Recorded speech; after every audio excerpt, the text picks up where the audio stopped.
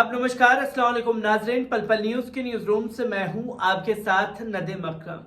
पठान को लेकर के देश भर में मचे बवाल को लेकर आप लोगों के सामने भक्तों की आंखें खोलने के लिए इस रिपोर्ट को लेकर के जुड़ा हुआ हूं, क्योंकि देश में एक तरफ तो पठान को लेकर के यानी कि शाहरुख खान और दीपिका पादुकोण को लेकर के तांडव मचाया जा रहा है, पर इन तमाम चीजों को दरकिनार करते हुए शाहरुख खान जो है जम करके पठान का प्रमोशन भी कर रहे हैं। और इसी बीच कंट्रोवर्सी के दौरान जब ये कहा जाए इंटरनेशनल मीडिया द्वारा कि 50 महान एक्टर्स की गिनती में इकलौते भारतीय जो मुसलमान हैं एक्टर शाहरुख खान, उनका नाम दर्ज हुआ है, तो सोचिए अंधभक्तों के लिए ये किस तरीके का तमाचा उनके गालों पर होगा।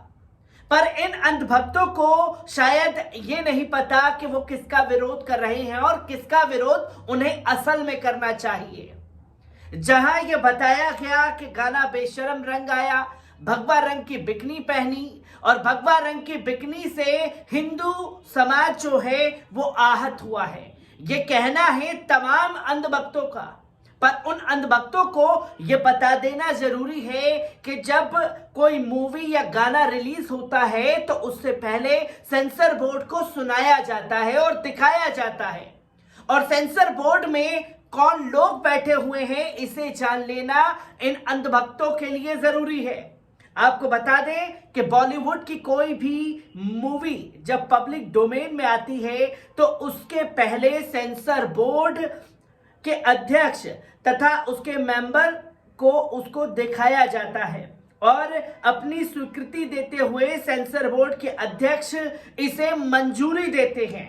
और जिन्होंने बेशरम रंग को देखने के बाद, गाने को देखने के बाद जिन्होंने मंजूरी दी, वो खुद बीजेपी नेता प्रसून जोशी सदस्य हैं सेंसर बोर्ड के अध्यक्ष, और बीजेपी नेता गौतमी, बीजेपी नेता विवेक अग्निहोत्री, और इसी के साथ साथ आपको बता दें कि बीजेपी स्टार कैंपेनर जीविता राजशेखर, बीजेपी की पूर्व राष्ट्रीय महासचिव वाणी त्रिपाठी, आरएसएस विचारक रमेश पतंगे, बीजेपी नेता टीएस नागभरण, बेशरम रंग गाने का विरोध करने वालों को इन सब भाजपा के नेताओं के घरों पर, दफ्तरों पर प्रदर्शन करना चाहिए। बीजेपी के जो मंत्री विरोध कर रहे हैं उन्हें बीजेपी और मंत्री पद तो छोड़ देना चाहिए। अब गाने को सबसे पहले देखने वाले कौन, और जब उन्हें लगा कि विरोध होना चाहिए तो उस सीन को कटवाया क्यों नहीं गया। ये तमाम चीजें जो हैं वो सेंसर बोर्ड की देखरेख आती हैं, और सेंसर बोर्ड पर भाजपा और संघ का कब्जा है, यानी कि हिंदू भावनाओं को आहत करने का काम, ये कॉन्सेप्ट उनके दिमाग में तो आया ही होगा कि उनके जो मासूम भक्त हैं वो इस चीज का विरोध करेंगे। पर इसी विरोध के बीच पार्लियामेंट में भी दीपिका पादुकोण की बिकनी का जिक्र किया जा रहा है, और तमाम रिपोर्ट्स ये बता रही हैं कि अगर सेंसर बोर्ड से मंजूरी मिल भी गई है तो क्या मोदी सरकार पठान मूवी की रिलीज पर रोक लगा सकती है। यह सबसे बड़ा सवाल जो है वो खड़ा हो जाता है, और इस सवाल को खड़ा किया है खुद बसपा सांसद कुंवर दानिश अली ने, जिसको लेकर के सदन में जम करके हंगामा भी मचा है। आपको बता दें कि शाहरुख खान की फिल्म पठान रिलीज होने से पहले ही कंट्रोवर्सी में है। किसी को फिल्म में दिखाए गए दीपिका पादुकोण की भगवा बिकनी से ऐतराज है, तो किसी को फिल्म के टाइटल से लोग इस फिल्म को रिलीज ना होने देने की भी धमकी दे रहे हैं। मतलब तमाम अंधभक्तों को और खासतौर पर भाजपा के नेताओं को बैठ करके ये मंथन करना चाहिए कि वो विरोध किस चीज का कर रहे हैं। एक धड़ा कह रहा है कि वो भगवा बिकनी का विरोध कर रहे हैं, एक धड़ा कह रहा है कि जो टाइटल दिया गया है बेशर्म रंग, हम उसका विरोध कर रहे हैं। तो तमाम तरीके की बातें जो कही जा रही हैं, असल में क्या दिक्कत शाहरुख खान के नाम से तो नहीं है, या मूवी का नाम पठान है इससे तो दिक्कत नहीं है। मुद्दा संसद तक पहुंच गया है। बसपा सांसद कुंवर दानिश अली ने सवाल किया, अगर सत्ता में बैठे लोगों को ही फिल्म पर प्रतिबंध लगाना है तो सेंसर बोर्ड का क्या काम है? इसको लेकर के भारत में फिल्म रिलीज करने से पहले किसे दिखाना जरूरी होता है? जो भी चीजें विजुअल फॉर्म में पब्लिकली रिलीज होती हैं, जैसे कोई फिल्म, शॉर्ट फिल्म या एड फिल्म, उनको जरूरत पड़ती है सेंसर सर्टिफिकेट की। इसके लिए सरकार ने एक अलग यूनिट बनाई हुई है। इसे हम सेंटर ऑफ फिल्म सर्टिफिकेशन यानी CBFC या सेंटर बोर्ड के नाम से जानते हैं। यहां से इन फिल्मों को सेंसर सर्टिफिकेट मिलता है। इसे आप ऐसे समझ सकते हैं, जब आप कोई फिल्म थिएटर में देखने जाते हैं तो कई बार फिल्म से पहले या बाद में एड दिखता है। इस एड से पहले ही सेंसर सर्टिफिकेट आता है। CBFC ही इन फिल्मों के लिए ये सेंसर सर्टिफिकेट जारी करती है। भारत में 1913 में पहली फिल्म राजा हरिश्चंद्र बनी। तब तक भारत में फिल्मों को लेकर इस तरह का कोई स्पेसिफिक कानून नहीं था। इंडियन सिनेमोग्राफी एक्ट 1920 में बना। शुरुआत में हर क्षेत्र के रीजनल सेंसर थे जो स्वतंत्र तौर पर पूरी तरीके से काम कर सकते थे। आजादी के बाद इन रीजनल सेंसर्स को मिलाकर Bombay board of film sensors बनाया गया। सिनेमोग्राफी एक्ट 1952 लागू होने के बाद इस बोर्ड का नाम बदलकर central board of film sensors हो गया। 1983 में कुछ बदलाव के बाद इस संस्था का नाम central board of film certification रखा गया।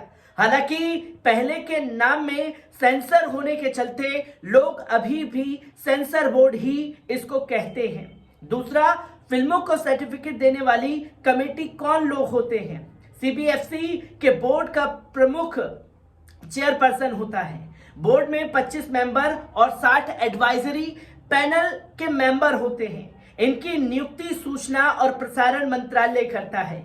ज्यादातर बोर्ड मेंबर्स फिल्म और टीवी इंडस्ट्री से जुड़े प्रोफेशनल्स होते हैं, जबकि एडवाइजरी पैनल के मेंबर फिल्म इंडस्ट्री के बाहर के होते हैं। और चेयरपर्सन और बोर्ड के सदस्य कार्यकाल 3 साल का होता है, जबकि एडवाइजरी पैनल के मेंबर्स का कार्यकाल 2 साल का होता है। CEO मुख्य रूप से प्रशासनिक कामकाज का इंचार्ज होता है, लेकिन रीजनल ऑफिसर फिल्मों को सर्टिफाई करने वाली जांच कमेटी का हिस्सा भी होता है, जिसकी तस्वीरें लोगों के सामने आती है। किसी फिल्म को सर्टिफिकेट देते वक्त क्या देखा जाता है?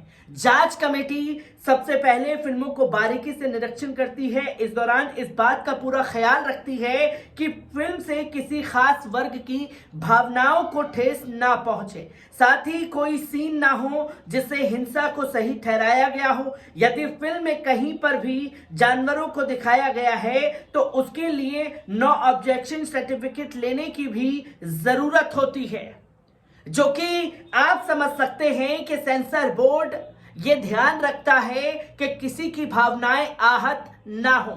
और सेंसर बोर्ड में कौन लोग बैठे हैं? भारतीय जनता पार्टी और संघ से जुड़े हुए लोग।